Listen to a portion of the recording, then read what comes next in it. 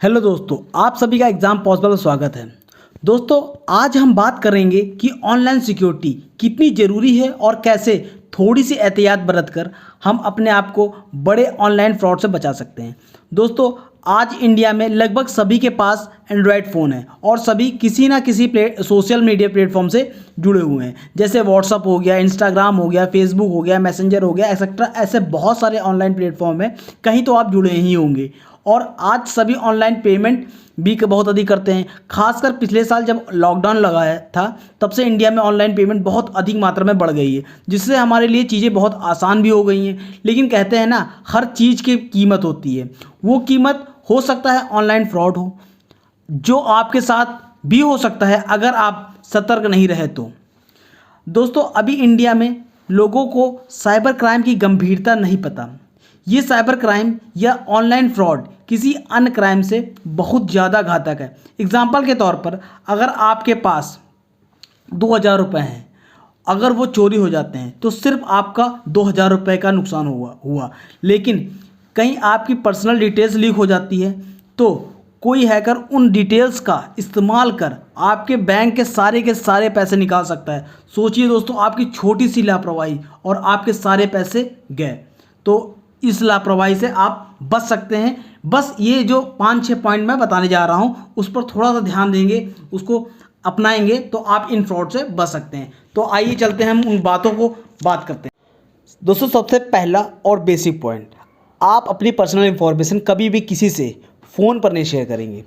Example के लिए, कभी आपको फ़ोन आता है और कहता है कि आपने शॉपिंग के दौरान 5000 रुपये जीते हैं, इस राशि को प्राप्त करने के लिए कृपया अपना बैंक डिटेल दें। तो आप वहाँ नहीं देंगे। ये बहुत रिस्की काम है, ये फ्रॉड हो सकता है, ये फ्रॉड कॉल हो सकती है और इससे आपका बैंक अकाउंट खाली हो सकता है। ठीक। और कभी कभी कहता नहीं, फ़ोन करके कहता है कि मैं आपके बैंक से बोल रहा हूँ, आप अपना ये इन्फॉर्मेशन दीजिए, या कोई नंबर पूछता है या कार्ड नंबर पूछता है, कुछ भी पूछता है, तो आप कभी नहीं देंगे उसको। क्योंकि आपके बैंक अकाउंट में जो भी आपका बैंक है, उनके पास आपकी सारी इन्फॉर्मेशन है। ठीक है, उनको कोई ज़रूरत नहीं। अगर ऐसे कोई इन्फॉर्मेशन उनके पास नहीं भी है तो वो आपको बैंक बुलाएंगे, आपसे डायरेक्ट कहेंगे आप बैंक में आकर जमा करिए। ठीक है, तो कभी भी बैंक वाले फ़ोन न करके पर्सनल इन्फॉर्मेशन नहीं पूछेंगे जो आपको नुकसान पहुंचा सकती है। ठीक है। दूसरी बात, आपका क्रेडिट कार्ड या डेबिट कार्ड पर जो CVV नंबर होता है, 4 डिजिट का जो पासवर्ड होता है, और उसमें कार्ड नंबर होता है, एक्सपायरी डेट, ये सब सारी डिटेल्स इंपॉर्टेंट। इसमें एक भी किसी फ्रॉड व्यक्ति के हाथ में लग गई ना, तो आपका पूरा बैंक हैक मतलब पूरा बैंक अकाउंट हैक हो सकता है और आपको भारी नुकसान हो सकता है। तो अपना कार्ड कृपया संभाल रखें, दूसरों के हाथों में कभी भी ना दें। मतलब आप मान लिया आप पहली बार कभी ATM पे गए, ठीक है, आपको ATM चलाना नहीं आता, तो आप पहले, आजकल तो यूट्यूब का ज़माना है, आप यूट्यूब पर देख के सीख के जा सकते हैं। अगर नहीं आता तो आप किसी ऐसे पर्सनल दोस्त को ले जाइए जिसमें आपको पूरा भरोसा है, जो आपको बताएगा, आपके साथ फ्रॉड नहीं करेगा, इतना भरोसा है, उसको साथ में ले जाइए। उसके हाथ से आप भले सीखिए। आप वहाँ सिक्योरिटी गार्ड हो गया या किसी से भी दूसरे व्यक्ति जिसको आप नहीं जानते, आप उसको कार्ड उसके हाथ में ना दीजिए। क्योंकि इन डिटेल में से कोई भी एक डिटेल उसने ले ली ना, CVV नंबर 4 नंबर का, उसको याद करने में टाइम नहीं लगेगा, एक बार पढ़ेगा उसको याद हो जाएगा। या फिर आपका पासवर्ड तो कभी भी किसी से शेयर ना करिए। ठीक है, ये सब बहुत रिस्की हो सकता है। देखिए, कभी भी आपको फ़ोन करके कोई कहता है OTP नंबर बताइए, मैं आपके बैंक से बोल रहा हूँ, या फिर मैं आप यहाँ से बोल रहा हूँ, आप OTP नंबर आपके मोबाइल पर आएगा, अब हमें भेजिए। कभी भी OTP मतलब होता है 1 टाइम पासवर्ड, वो केवल आपके लिए होता है। आपने मान ली कुछ भरा है तो OTP तुरंत आएगा, आप तुरंत डालना पड़ेगा। तो ऐसा नहीं आपके पास कोई फ़ोन करके पूछेगा OTP क्या, कभी OTP किसी से शेयर ना करें। ठीक है, तो ये हो गया पहला पॉइंट। ठीक है।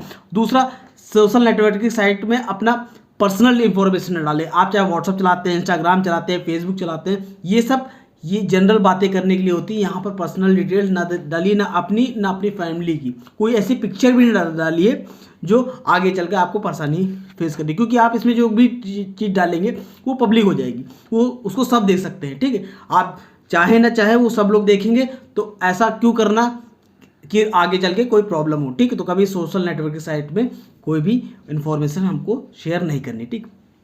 और तीसरा काम, अननोन सोर्स के द्वारा कभी लिंक जो आ जाता है, ठीक है, अननोन सोर्स द्वारा लिंक कभी व्हाट्सएप पे आता है और कहता है कि आप इस पर क्लिक करें तो आपको ट्रिप मिलेगी यहाँ फिलीपींस की या फिर USA की। दोस्तों, आजकल फ्री में आपको मोहल्ला कोई नहीं घुमाएगा, US से दूर की बात हो गई। ठीक है, तो कभी भी ऐसे लिंक पे आप जैसे ही क्लिक करेंगे आपके मोबाइल में एक वायरस आ जाएगा इस लिंक के थ्रू, और फिर आपके मोबाइल का कंट्रोल जो है आपके हाथ में नहीं रहेगा, वो किसी और के हाथ में चला जाएगा। वो पूरे आप जानते हैं मोबाइल जो होता है उससे पूरा बैंक अकाउंट का वो कनेक्ट होता है, आपका पूरा समझ लाइफ ही होती है आजकल। मोबाइल सब कुछ है आपके, क्योंकि आप जब उसमें सिम डालेंगे आपका फ़ोन नंबर रहेगा, आप नंबर लेंगे उसमें, आपने फ़ोन चला रहे हैं तो जाहिर सी बात है उसमें आपकी ईमेल आईडी भी होगी, तो आपका सब कुछ हैक हो सकता है। तो प्लीज़ प्लीज़ प्लीज़ इस लिंक को कभी भी जब भी जाइए ना, उसका सोर्स आपको पता हो तभी उस लिंक को क्लिक करिए, नहीं तो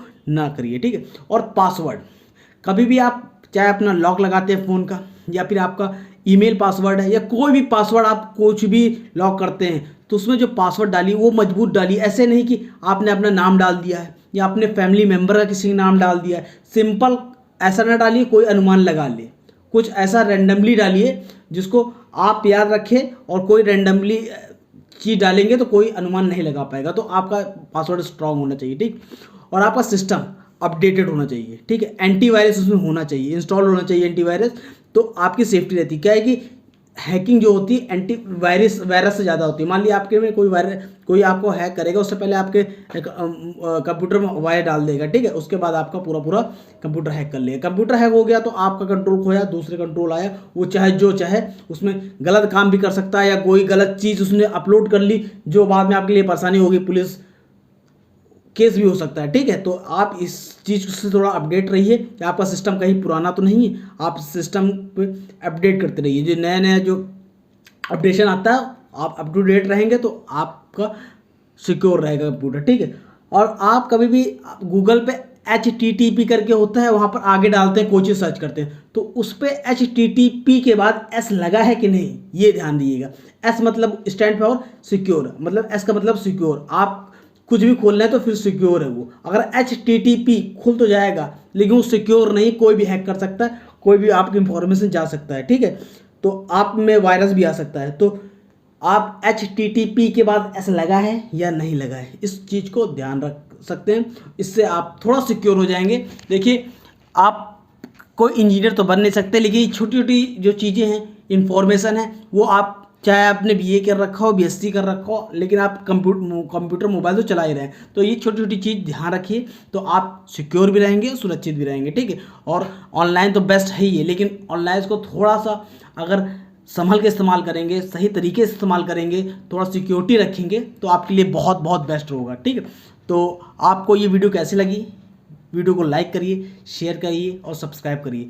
फिर कल किसी और वीडियो के साथ मिलते हैं। आज के लिए इतना ही। Thank you.